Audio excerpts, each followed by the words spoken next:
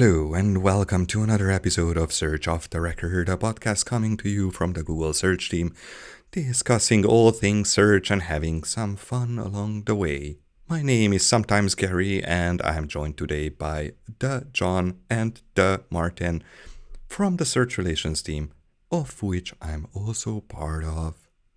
Now you may say hi. Hi. And with that ASMR introduction, I bet you don't know why I have gathered you here today. No, I never do. That's true. John? Is it cheese? No, it's not cheese. No. I would love it to be cheese, though.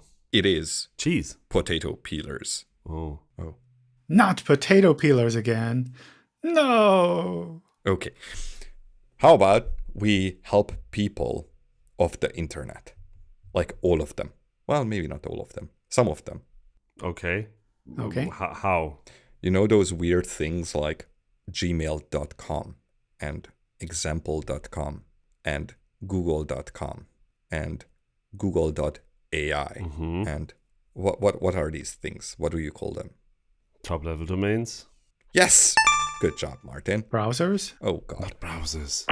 No, John, get some cheese. Oh.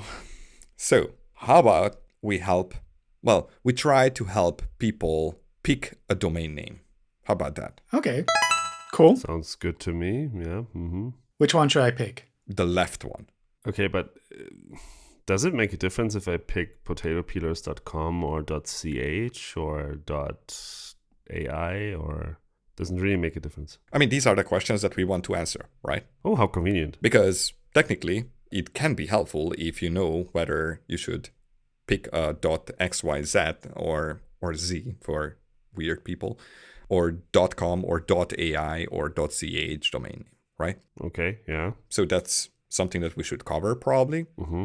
Okay. Maybe we should cover what should be in the second level, so Google part of google.com, if you can choose that. In some cases you cannot, like .co.uk, but then you can choose the third level. Maybe we can cover whether you should use a www or a non-www subdomain, because it is a subdomain. Mm-hmm. Oh, okay. What else? If we are at subdomains, then we could talk about whether you should have an m.dot mobile site. Mm. No. No, you should not. Okay. Wait, that's just another subdomain. Why would you not? Wait. Okay. And then what else should we cover? John, do you have more ideas? Dashes.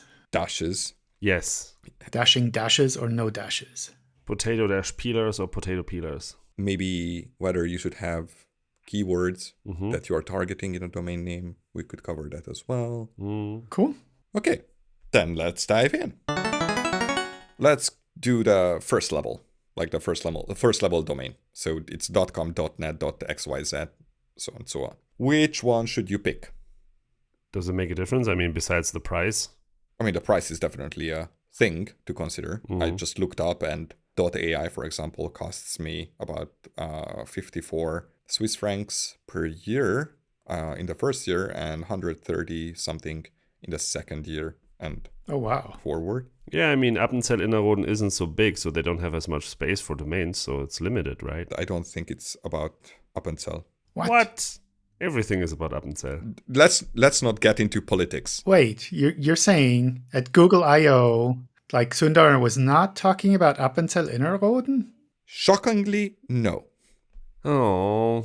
I know. Okay, But also, let's not get into politics because reasons. right. So should I use AI for my stuff then? Because it's probably super popular. I mean, it's expensive, right? Yeah. It's kind of expensive, especially if you are considering TLDs like top-level domain names like XYZ, which you can get for a few bucks. Hmm. Okay. But is more expensive better? Well, I guess it depends what you are going to use it for. Like basically, if you are using a .ai, you can already hint that you're building perhaps an AI product, like a machine learning based product, perhaps. Okay. But AI top-level domain is for Ascension Islands. Does that matter? I mean, kinda. But then how many people are there in Ascension Islands who would have your site boosted in their search results? Hmm. Okay. So basically, no, I guess. So it doesn't matter. Okay. Fantastic. I mean, if you are targeting a specific country and you can afford it, then usually it is helpful to pick your country top-level domain name. Like, for example, if you are in Switzerland, then picking the CH, which stands for the Confederatio Helvetica, which is the Latin name of Switzerland, that can be helpful because maybe your users will trust that domain name more, perhaps. And then in search, you might also get a tiny boost of people who are searching from Switzerland. Okay, like geo-targeting. Yeah. Cool. Okay, so the top-level domain influences geo-targeting. I mean, the country TLDs, yes. The CC TLDs. Oh, okay. Okay, so not all of them. All right, that makes sense. Not all of them. And even there are exceptions because we have .asia, we have .eu. What else do we have? But I think technically those are generic top-level domains. And we treat them as generic. Okay. But then you also have, I think .tv, Oh, yeah. one of those old CCTLDs. And we also treat that as generic. I think we have a list in the Help Center. Yes. I pointed someone at that recently. Yeah. Okay. And among the generic ones, are any better or worse? Like you said, XYZ is super cheap. I don't know. Like, I haven't even looked recently. Should I use XYZ because it's cheap, or should I try to get a .com, or should I get .coffee? It's like, what should I get? I mean, my gut reaction is people should stay away from the cheapest TLDs, especially if they are free, Okay. Why that? because of spammers.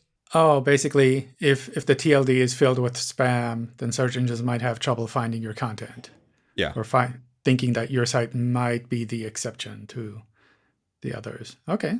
Yeah, I mean, like, I don't actually know if .xyz is overrun with spam, but if we say that .example is overrun by spam, and like over 99% of the content there is spam, then we might not want to pick up sitemaps from those domain names because the chances of leading to spam is way too high. But I think this is typically only affecting, or might only affect, the free and the really cheap TLDs or CCTLDs, because they are cheap and it attracts spammers. Okay. Cheap spammers. Puh. I mean, that's how you make big bucks. Come on, I can teach you. I mean, I cannot, but Okay. Gary, I see you're raring to go. So, I mean, one of the things that I know people struggle with is a lot of domain names are taken and they're for sale, but like someone else registered them and they want to sell them to you for lots of money. If the .com version of my domain name is, I don't know, available for like $10,000 and the .xyz one is like $5, should I just get the cheap one or should I try to get the expensive one? I mean, this goes back to the cheapest one, right? Like if it's the cheapest domain name available or TLD available, then I would just not go for that. I would find something more expensive that is not basically easily accessible to spammers. But then going back to the $10,000 or whatever funny money domain name, let's say .com, that should be a business decision. Like, do you need that branding or not for your business? Because if not, then investing 10,000 funny money in a domain name might actually not make it worth. Okay, so it's less like an SEO question and more a branding, marketing type question. I think so. Okay. I mean, if you think about it, all those generic top-level domain names, they are treated equally in search. So, for example, if you are based off of Berlin, and which .berlin is also a generic domain name, not a CCTLD, not a country TLD, and you want to buy potatopeelers.com, but it's $10,000, then you might as well just go for potatopeelers.berlin, because why not? Okay. Does it give me any benefit if I own like a coffee shop, if I do like fantastic.coffee as my domain from an SEO perspective? I think people would be more likely to link to you. But is there like an inherent SEO advantage? Like if you have a TLD that matches your keywords? No. No. Oh, damn! I was so smart. What about .edu? Like surely if I run a school and I call it coffeepeelers.edu, then it will rank first for coffee peelers, right? Is this going to be like Steve, It's going to be like Steve. like a running thing in the podcast? I mean, the myth is that a .edu and .gov domain or getting links from those will give you more juice or whatever. More I juice. don't even remember what it does. More link juice or something. I don't even remember what was the myth. But then like owning those domain names might be actually impossible, right? Oh, yeah. I tried to get a .gov domain, but there were people who wanted credentials, which was kind of awkward.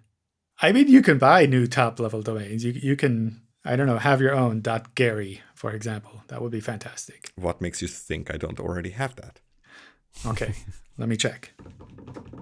I think it's really, really expensive and a lot of work. Okay. A lot of work and very annoying. Does it make sense for me to get all of the top-level domains? Like I'm starting a new company and nobody has thought of my brand name, which I will call Potato Peelers Okay. Best 2023. Oh my god. Should I get all of the top-level domains, or like does that even matter for Google? Like if you have lots of money, again, I think it's a business decision. Like it's not a Google decision Okay. or search decision. It's a business decision. I'm really bad at business. Like, can you tell? It's like I will just buy them all. But what happens if you don't buy them all and like someone else buys them? Will Google be able to distinguish that it's not me? Well, I mean, I guess they're just like different websites, right? But they have the same name. Well, but it doesn't really matter, right? Like we care more about the content than anything else. Okay. Fine. Well, I guess we should build the Potato Peeler website before we publish this episode, because otherwise someone will steal all of our Potato Peeler Best 2023 Damn. domain names, and then we'll be stuck. Well, I'm happy to inform you that I registered like 3 of them in the meantime, like while talking to you. How dare you? Oh my gosh. Oh. So you're basically saying you're going to sell those Potato Peeler domain names at a high price to our listeners? I mean, I'm not sure if it would be a high price, but maybe some people want to invest in potato peelers or they run a potato peeler business and then they might need it. And then I can somehow twist their arms to give me lots of gold and silver. Alas, it's unlikely. But also the history. Like if like you can look it up, like who owned a domain name, especially if you are running some like who is scraping service or something like that, then you could look up that Gary at one point owned the potatopeeler.com domain name, and then you might not want it, right? Why would you not want a pre-owned domain name? Well, you don't want to associate yourself with a Gary. Okay. So basically, if you look up the history of a domain name and you see it's associated with something that you don't like, you should keep your hands off of it? I mean, I can certainly imagine ideologies that I don't want to be associated with. Mm-hmm. Like, for example, Cheese. No, worse than that. I don't even know how to come up with examples that wouldn't offend at least one person. But, like, for example, if I know that domain name was previously used for inciting violence against a certain group, for example, then some people might have memory of that domain name doing just that. Like basically they associated that domain name with that particular movement, and then I don't want basically to be associated with that movement. Okay. So I guess on the internet that maps to links and content? Sure. Well, but also not just, because we are humans. Some humans don't forget easily. And then if you see that potatopeeler.com at one point was inciting violence against avocados, then you might not want to remind people with your new domain name, air quoting here, that that movement ever existed. Okay. So how would you check that? Like, apart from a time machine, which I have, but you probably don't, how would you check what used to be on a website? We have Time Machine with Martin. Yeah. Okay, for our listeners who don't have a time machine, how would you tell them to check it? Well, I guess the Wayback Machine in archive.org? No? Okay. Yeah? Can we use that? Sure. I mean, why not? Yeah. I use that from time to time too. It was just a hypothetical question.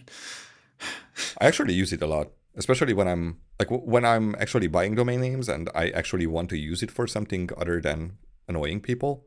Then I will check the domain history, see what kind of content was there on the pages, just to make sure that I'm not buying something that I actually don't want to be associated with. Okay. I don't think most of the time this is about search. It's more about like you stumble upon something that you don't want to be associated with.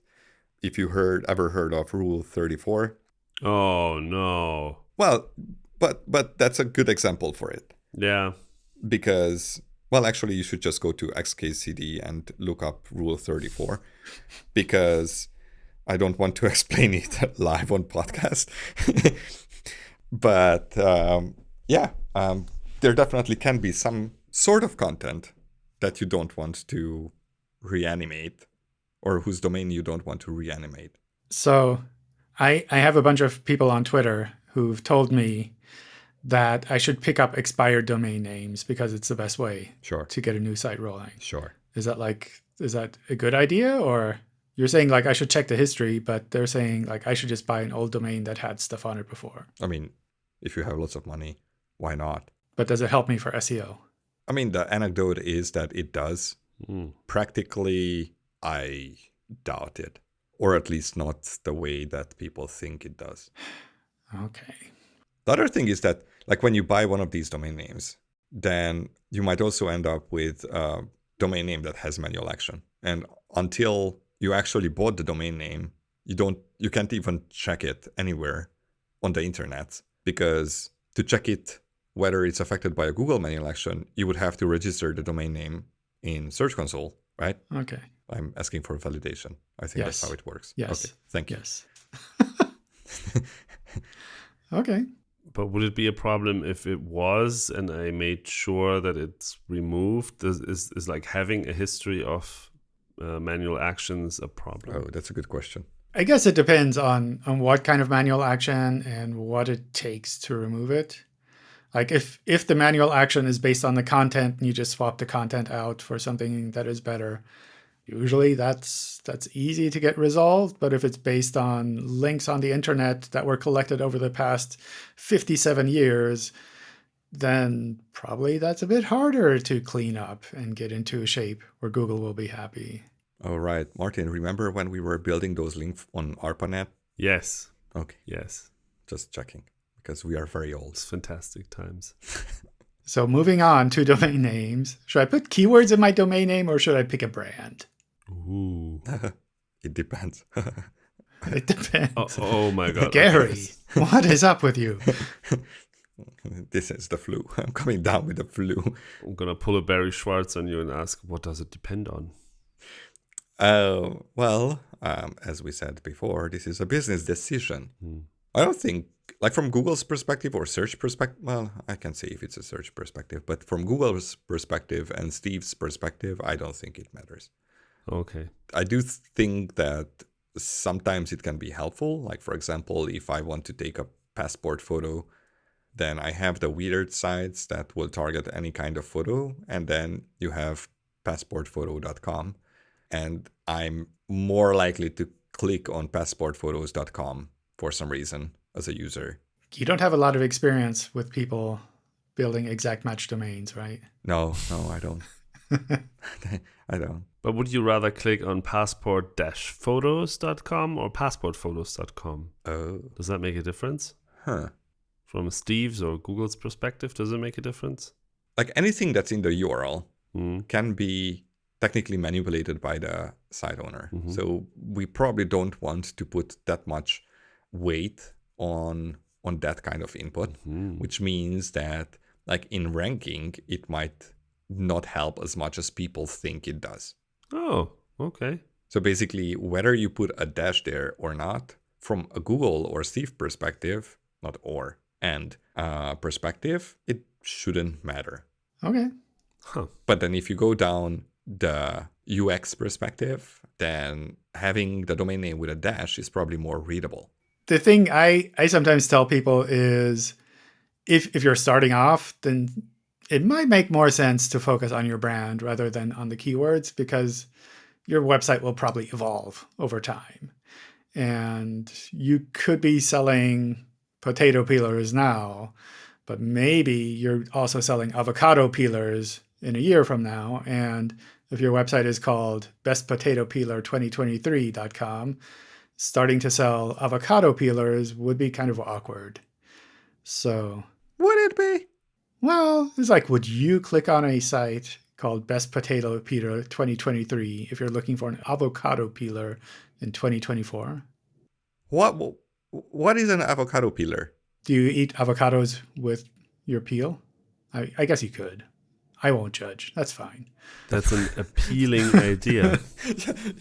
Martin. I mean, that's Sorry. kind of like the thought I usually have is I tell people, like, you should think long term, because changing your domain name is always a hassle. And you kind of want to keep it for a really long time if you can. Got it. Makes sense. Okay, but then I actually still have questions. Okay. For instance, does it make a huge difference if I do something dot top level domain, or if I just go with like something dot top level domain? No, What? Gary, What? it doesn't matter. No. does it matter if I have a subdomain, or if I just go sort of quote unquote naked and just go like something.com, for instance, rather than something.com? Yes. Oh gosh. Oh my. You should just pick one and keep it forever. No, like in all seriousness, it doesn't really matter. Okay. But from a user's perspective, it might be annoying if one of them doesn't work. Oh, just make both. Like when I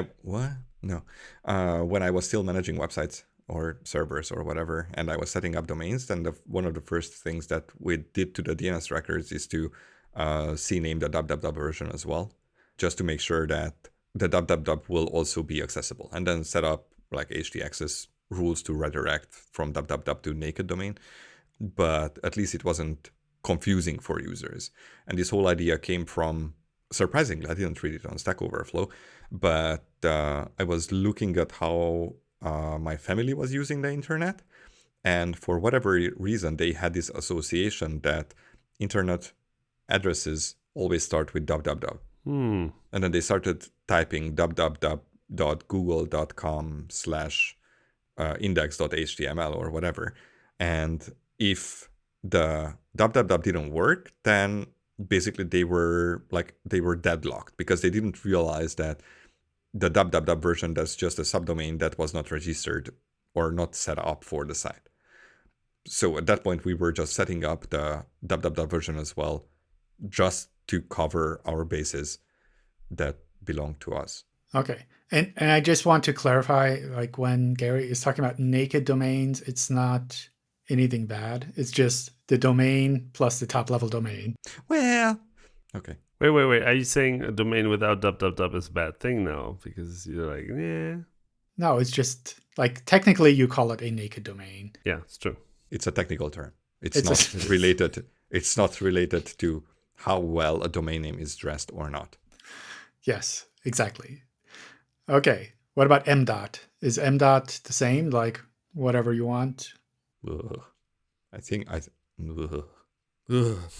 So so technically MDOT used to be something where websites that didn't have a proper mobile version, they set up a copy there, and we don't recommend doing that. So don't do that. No MDOTs. If I see one more new domain with an MDOT domain, I will, I don't know, buy a potato peeler. What about a .blog subdomain? Is that okay, or should I use a subdirectory? Oh no, we are not going there. Subdomain or subdirectory. Come on. Okay. Is that like a separate episode? Yeah, like the 740th. Uh-oh. Oh my gosh. You really don't like it. Okay. Fine. Okay. What do you mean I don't like it? I just want to record it when I'm 87. Okay. Okay, you're very specific with that. So I guess to sum up is like pick a top level domain, either a country code one or not. Don't get the cheapest one unless you know it's not full of spam. And what? do whatever else you want. It's like, look up the history. Yeah. Make sure that you're not buying something that used to be terrible junk. Unless you want to. What would you do once you have the domain? Would you just leave it unused until you're ready to put your website online? Or would you have like a coming soon page? Or would you 404 it? Or I wouldn't have a coming soon page. okay. Oh boy. Well, we answered your question. You did. I think the thing with the coming soon page is search engines will look at it and be like, oh, there's nothing here. We should stop looking at this website. Oh my God. That's not great. Nope. And you kind of want them to look at it when it's ready, not before it's ready. Okay, fine. Wait, I have to register a new domain name.